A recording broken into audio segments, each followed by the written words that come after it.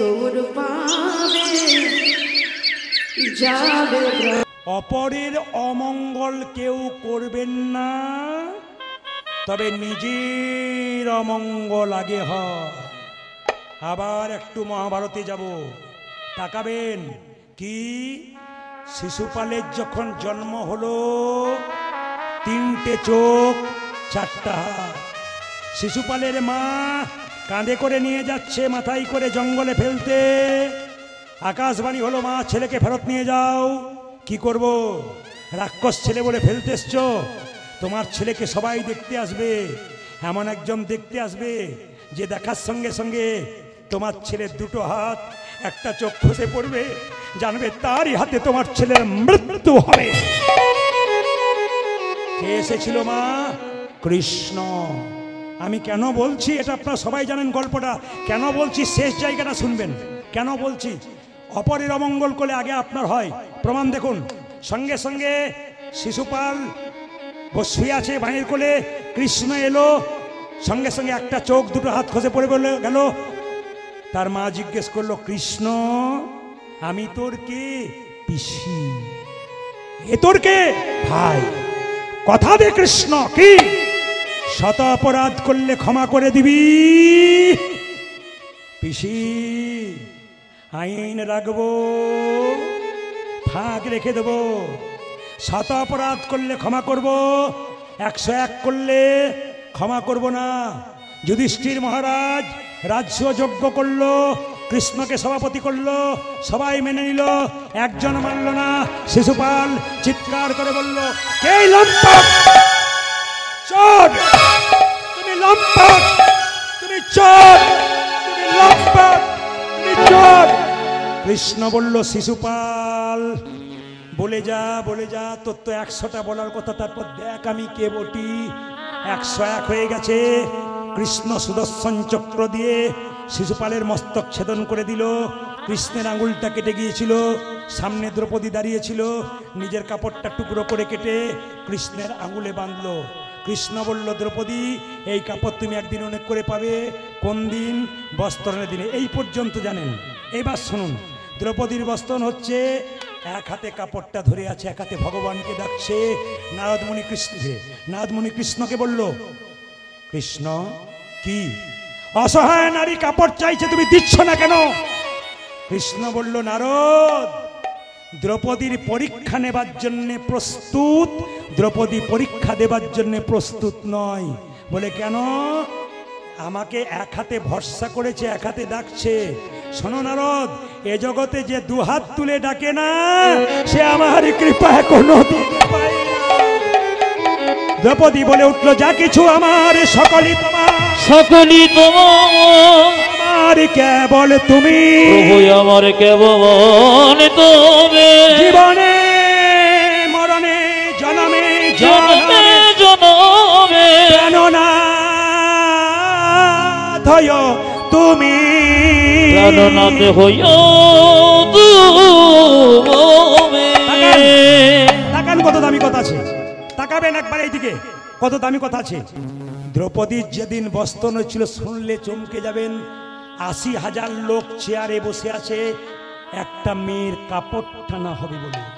আরো শুনলে অবাক হবেন, সেদিন দ্রৌপদী মায়েরা যেমন 4 দিন রজস্বল অবস্থায় থাকে, দ্রৌপদী রজস্বল অবস্থায় থেকেছিল। দ্রৌপদীর চুলের মুঠি ধরে দুঃশাসন রাজসভায় এলো। এইবার আমি আপনাদের কাছে বলবো, কান খুলে শুনে নিন। যতজন পুরুষ এখানে আছেন, প্রদীপ পালের কথা নয়, শাস্ত্রের কথা। কি যদি কোনো পুরুষ নারীর চুলের মুঠি ধরে অত্যাচার করে, আসরে দাঁড়িয়ে আমি হুঙ্কার দিয়ে বলে গেলাম, সেই পুরুষ জীবনে সোজা হয়ে দাঁড়াতে পারবে না, সেই পুরুষ ধ্বংস হবে। আবার বলে গেলাম, আমার এই মা জননীদের চুলের মুঠি ধরে কোনো পুরুষ যদি আঘাত করে, আসরে দাঁড়িয়ে গেলে ইউটিউবের মাধ্যমে বলে গেলাম, সেই পুরুষ জীবনে সোজা হয়ে দাঁড়াতে পারবে না, সেই পুরুষ ধ্বংস হবে। প্রমাণ শাস্ত্র। সীতার চুলের মুঠি ধরেছিল রাবণ, রাবণ ধ্বংস হয়ে গেল। দৈবকীর চুলের মুঠি ধরেছিল কে? কংস, কংস ধ্বংস হয়ে গেল। দুঃশাসন চুলের মুঠি ধরেছিল দ্রৌপদীর, ধ্বংস হয়ে গেল দুঃশাসন। তাই বারবার বলবো, ধ্বংসের হাত থেকে রক্ষা পাবেন, চুলের মুঠি ধরে আঘাত করবেন না। দুঃশাসন, সবাই তাকান, এই উত্তরটা দেবার জন্য বললাম। কি অপরের অমঙ্গল করলে আগে নিজের অমঙ্গল হয়। দুঃশাসন কাপড় টানছে দ্রৌপদীর। 1 ঘন্টা, 2 ঘন্টা, 3 ঘন্টা, 4 ঘন্টা, 5 ঘন্টা জল তৃষ্ণা পেয়েছে দুঃশাসনের। দাদা, দাদা, কি আমি আর পারি না গো। বলে কেন? আমার ভেতরটা কেমন করছে, আমার জল তৃষ্ণা পেয়েছে, আমি হাঁপিয়ে গেলাম। দাদা, এবার তুমি টানো, আমি ভেতরে যাই। যেই না ভেতরে গেছে দুঃশাসন জল খেতে, চমকে গেল মা। দুঃশাসনের স্ত্রী উলঙ্গ হয়ে বসে আছে। দুঃশাসন জিজ্ঞেস করলো, এ কি, জল খাবো না ছাই, তোমার এই অবস্থা কেমন করলো? তোমার কাপড়গুলো কই, কাপড় কই? দুঃশাসনের স্ত্রী বলল, শুধু আমার নয়, তুমি ভালো করে তাকিয়ে দেখো চারিদিকে, 100 ভাইয়ের স্ত্রী উলঙ্গ হয়ে চুপচাপ বসে আছে। দুঃশাসন বলে, এটা হলো কেন? দুঃশাসনের স্ত্রী বলল, তোমার আর তোমার জন্যে, তোমার দাদার জন্যে হলো। বলে কেন? দ্রৌপদী ভগবানকে বস্ত্র চাইছে, এত বস্ত্র পাবে কোথায়? আমাদেরগুলো টানছে আর দ্রৌপদীকে দান। এর থেকে কি শিখলেন? অপরের অমঙ্গল যারা করে নিজের অমঙ্গল হয়। বলুন রাধা রানী কি, জয়টা জোরে হবে। শ্যাম সুন্দর কি, এত জোরে বলবেন যেন সোনারপুর রেল স্টেশন পর্যন্ত যায়। রাধা রানী কি, শ্যাম সুন্দর কি, মদন মোহন কি, হরিবাসর কি, সাধুগুরু বৈষ্ণব কি, গরম লাগছে কি? না না, প্রমাণ হয়ে গেল যে আপনার কত ডুবে গেছেন। আমি কি বলছি এদিকে না জানি, সবাই জয় দিচ্ছেন মানে ডুবে গেছেন। যেরকম রাধা রানী, এ আজকে আমাকে জ্বালাবে, এ গোটাটাই জ্বালাবে, গোটাটাই জ্বালাবে আমাকে, আমি বুঝতে পেরেছি। রাধা রানী কি, শ্যাম সুন্দর কি, মদন মোহন কি, হরিবাসর কি? মন দিয়ে শুনে নিন গৌরচন্দ্রিকার ছোট্ট ছোট্ট কথা। মাইরা সংসারে আইনি গোরানা ভজিনি, সংসারে আইনি গোরানা ভজিনি, সংসারে আইনি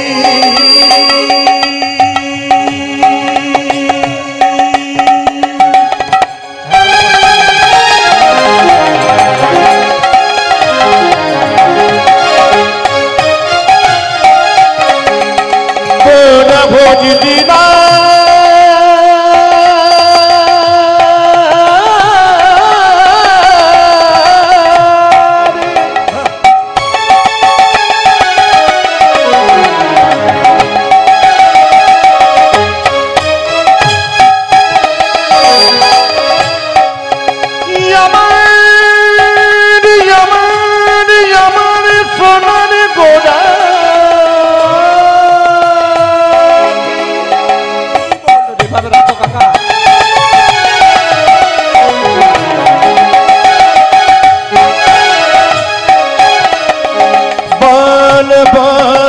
রে রে কলির যে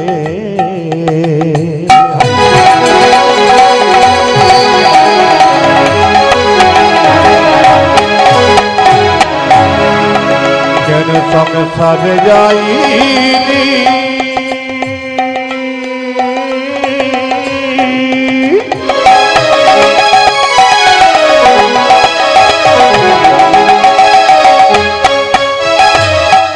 ওরে কলি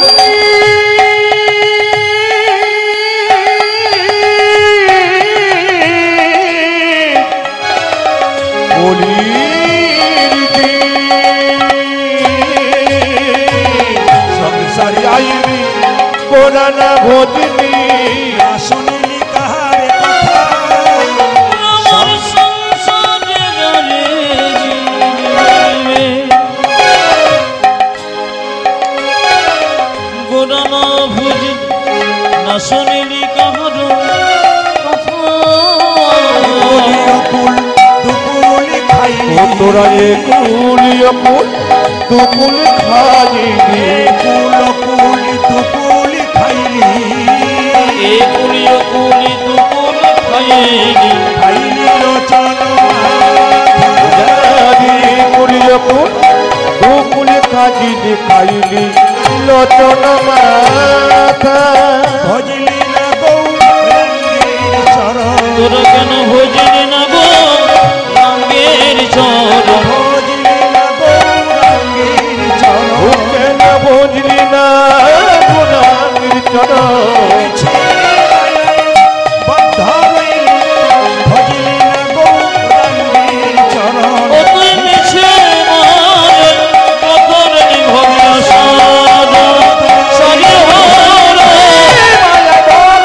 ভবে আসাদ সারি হলো ভবে আসাদ সারি হলো কেন বুঝলি না গো রানী চরণ খাইলি লোচন মা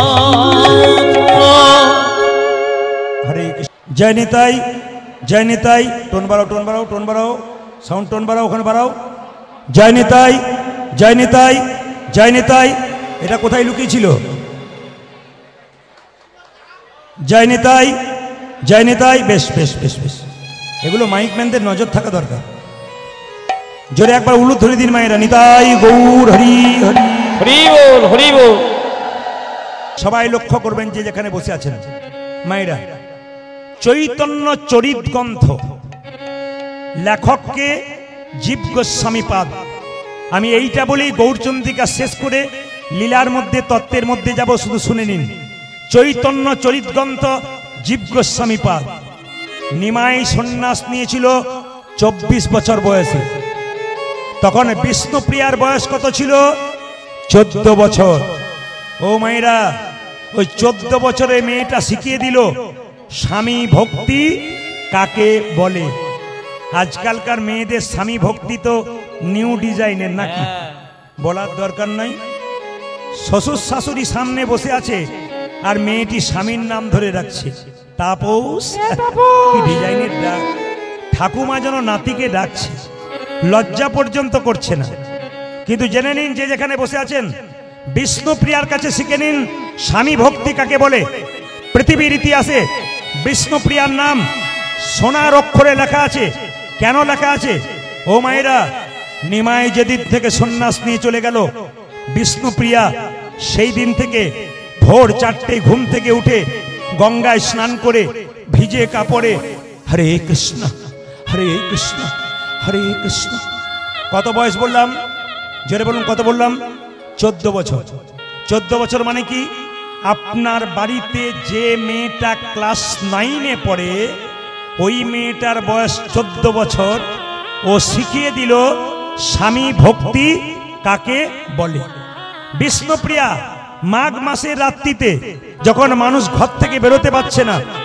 মানুষ সকাল 7টা ছাড়া উঠতে পারে না বিষ্ণুপ্রিয়া ভোর 4টায় ঘুম থেকে উঠে ভিজে কাপড়ে এই দিয়ে তাকাবেন হরে কৃষ্ণ হরে কৃষ্ণ হরে কৃষ্ণ হরে কৃষ্ণ পাশের বাড়ি মেয়েরা বলে এ প্রিয়া প্রিয়া বলে কি তুই যে মরে যাবি রে বলে কেন সারাদিন শুধু কৃষ্ণ কৃষ্ণ বলে কাঁদিস ভিজে কাপড়টা শুকাস না কি হয়েছে তোর বিষ্ণুপ্রিয়া কেঁদে কেঁদে বলে দিদি আমার স্বামী কৃষ্ণ কৃষ্ণ বলে চলে গেছে আমি যদি তার পেছন পেছন কৃষ্ণ বলে কাঁদতে না পারি আমার স্বামীর যে কৃষ্ণ কৃপা হবে না আমার স্বামীর যে গোবিন্দের কৃপা হবে না শুনে নিন মায়েরা মন দিয়ে শুনলে মূল্যবান কথা আছে তাকাবেন আমার দিকে আমার স্বামীর কৃষ্ণ কৃপা হবে না মেয়েটি জিজ্ঞেস করলো তুই খাস কি সারাদিন তো তোকে খেতেই দেখি না তুই খাস কি এতজন মা এখানে কীর্তন শুনতে এসছেন দিনের মাথায় 4 বার 3 বার খান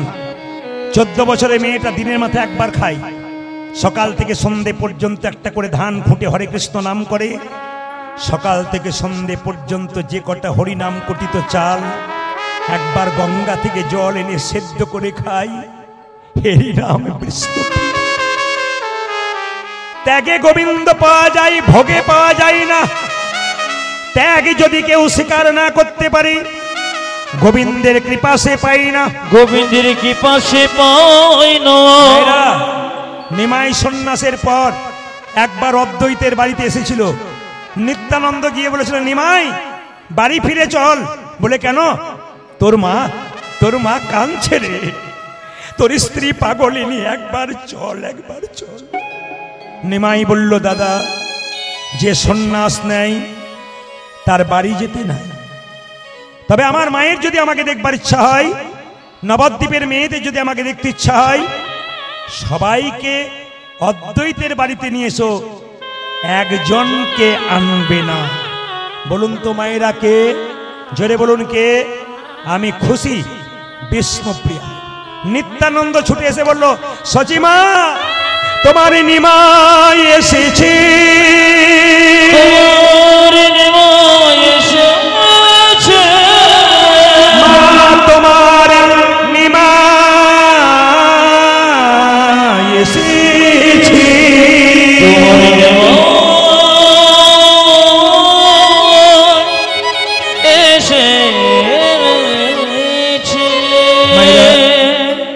বহুদিন পরে কোনো মা যদি শুনতে পায় তার ছেলে আসছে, তার মায়ের কি দশা হয়?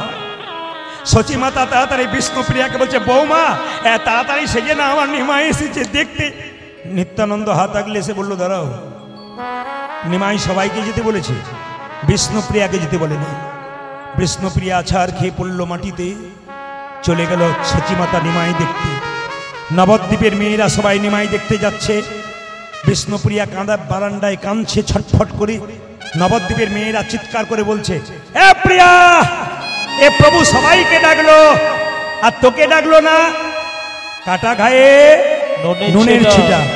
এ প্রিয়া, মেয়েরা বলল, সবাই নিমাই দেখতে যাচ্ছে আর বলছে, এ প্রিয়া, প্রভু সবাইকে ডাকলো, তোকে ডাকলো না। বিষ্ণুপ্রিয়া বলল, কেন? ওরে তোর মতো ভাগ্যহীনা আছে কজনা? বিষ্ণুপ্রিয়া কেঁদে কেঁদে বলল, কি বললে? আমাকে ভাগ্যহীনা বললে? তবে শোনো মায়েরা, আমার মতো ভাগ্যবতী আছে কজনা? কেন? যাকে দেখবার জন্য হাজার হাজার মানুষ চলে যায়, সে তো হাজার হাজার মানুষের নয়, সে তো আমার মানুষ। আমার মানুষকে দেখবার জন্য যদি হাজার হাজার মানুষ চলে যায়, আমার মতো ভাগ্যবতী কজনা। তুই যাবি না? না। কেন? ভক্ত যদি ভগবানকে ডাকে, ভগবান ভক্তের কাছে আসে, ভক্ত ভগবানের কাছে যায় না। বলে প্রমাণ কি?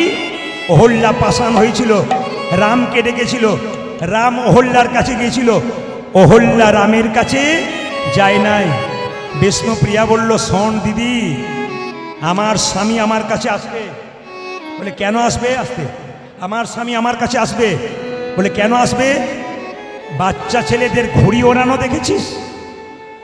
লাটায় টান মারবে, ঘুড়ি যতই উপরে উঠুক, লাটায় টান মারলে ঘুড়ি আবার তার কাছে ফিরে আসবে। আমার স্বামীর সঙ্গে প্রেমের সম্পর্ক আছে। আমি যখন প্রেমের লাটাইটা টানতে শুরু করব, তখন আমার প্রভু আমার কাছে আসতে বাধ্য হবে। মায়েরা, আপনারা সবাই জানেন যে নিমাই সন্ন্যাসের পরে অদ্বৈতের বাড়িতে এসেছিল, কিন্তু বিষ্ণুপ্রিয়ার কাছে আসে নাই। সবাই জেনে নিন, একদিন রাত্রি 12টার সময় বিষ্ণুপ্রিয়ার কাছে নিমাই এসেছিল। প্রিয়া, প্রিয়া, কে? প্রিয়া, কে তুমি? ও মেয়েরা, কত বয়স বললাম জোরে বলুন? 14 বছর। 14 বছর মেয়েটা ঘুমাচ্ছে। প্রিয়া, ও প্রিয়া, প্রিয়া। যেই না দরজাটা খুলেছে বিষ্ণুপ্রিয়া, আমি এসেছি। বিষ্ণুপ্রিয়া স্বামীকে দেখলো না মা, চমকে যাবেন। নিমাই দাঁড়িয়ে আছে পেছনে, আর বিষ্ণুপ্রিয়া মাথার কাপড়টা এরকম করে নিয়ে দাঁড়িয়ে আছে। নিমাই জিজ্ঞেস করলো, প্রিয়া, তুমি আমার দিকে তাকাবে না? না। একবার তাকাবে না? না। বহুদিন পর স্বামী যদি স্ত্রীর কাছে আসে, স্ত্রীকে তার স্বামীর বদন দিকে একবার তাকাই না? আমি চাইতে পারবো না। আমার ইচ্ছা হয় স্বামী তোমার বদনের দিকে তাকাতে, কিন্তু চাইতে পারি না। কেন? আমি সন্ন্যাস নিয়েছি তোমায় বলে যাইনি বলে অভিমান হয়েছে। আমি অদ্বৈতের বাড়িতে এসেছিলাম, সবাইকে ডেকেছি, তোমায় ডাকিনি বলে অভিনয় হয়েছে, অভিমান হয়েছে। বিষ্ণুপ্রিয়া বলল, না স্বামী, আমি তোমার দিকে তাকাবো ইচ্ছা করছি, তাকাতে পারছি না। কেন জানো? কেন? না সাধু মুখে শুনেছি, শাস্ত্রে শুনেছি যে একবার সন্ন্যাস নেয় তার নারী মুখ দেখতে নাই। আমার মতো হতভাগিনীর মুখ দেখিয়ে আমি তোমার সন্ন্যাস ধর্ম নষ্ট করতে চাই না। প্রিয়া, তোমার মতো পত্নী যদি ঘরে ঘরে হয়,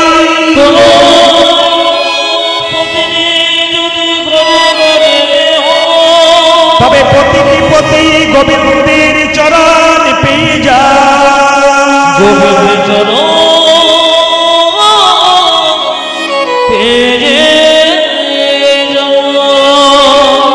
নিমাই বলল, প্রিয়া এবার বেশি হয়ে গেল, হল নিমাই বন্ধ করো। হরে কৃষ্ণ।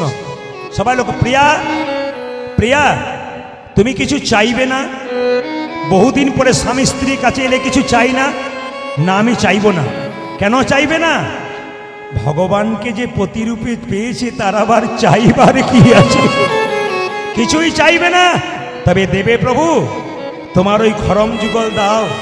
তোমার মন্দিরে গিয়ে আমি কৃষ্ণ কৃষ্ণ বলে কাঁদতে কাঁদতে আমার দেহটাকে বিলীন করে দেব। আপনারা সবাই জানেন জগন্নাথ মন্দিরে মহাপ্রভু জয় জগন্নাথ বলে বিলীন হয়ে গেছেন। বিষ্ণুপ্রিয়া কোথায় হলেন? না মহাপ্রভুর মন্দিরে কৃষ্ণ কৃষ্ণ বলতে বলতে বিলীন হয়ে গেলেন। প্রমাণ কি? চৈতন্য চরিত গ্রন্থ জীব গোস্বামী পাদের।